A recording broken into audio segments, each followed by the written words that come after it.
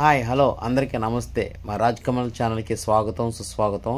మేము ఇప్పుడు ముంబైలో ఉన్నాము. గేట్ వే ఆఫ్ ఇండియా చూపించడం కోసం Mumbai gate way of India దగ్గరికి వచ్చాము. ఇది పక్కనే ఉంటుంది తాజ్ హోటల్. దీనిలో ఒకప్పుడు 2008లో కాల్పులు జరిగిన లక్షల తోయిబాల వాళ్ళు దీన్ని చుట్టుముట్టి 166 మందిని ఫారినర్స్ కూడా అందులో ఉన్నారు, చనిపోయారనమాట.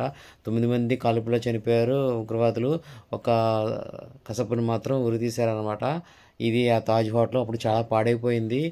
ఇప్పుడు మళ్ళీ బాగు చేశారు, దానికి మళ్ళీ కొత్త రంగులు వేశారనమాట. ఇదే గేట్ వే ఆఫ్ ఇండియా.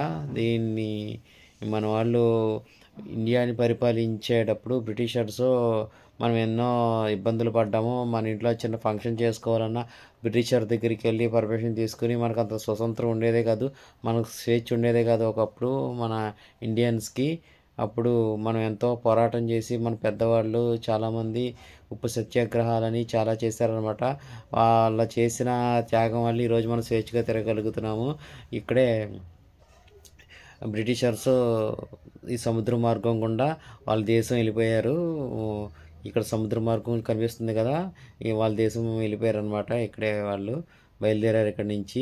దానికి గుర్తుగా గేట్ వే ఆఫ్ ఇండియా అని చెప్పి ఇక్కడ దీన్ని కట్టారు. దీన్ని చూడడానికి చాలామంది సందర్శకులు వస్తూ ఉంటారు.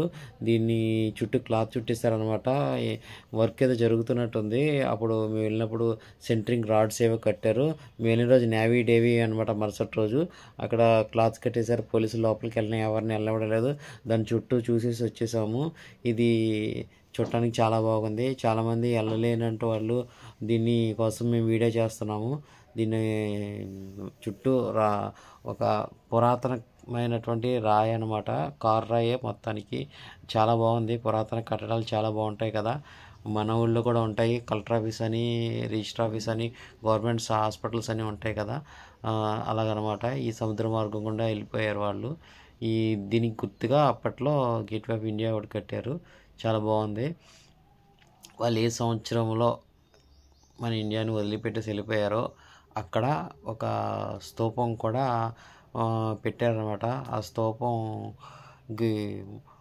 వాళ్ళు వెళ్ళిపోయింది అక్కడ మెన్షన్ చేశారు, అక్కడ రాశారు ఏ సంవత్సరంలో వాళ్ళు వెళ్ళిపోయారు బ్రిటిషర్స్, ఏ సంవత్సరంలో అని చెప్పి. ఇదే అనమాట ఆ స్తూపం. మీరు చదవచ్చు ఒకసారి. ఇదే మన gateway of India. Long షాట్లో తీసాము. బాగుందా?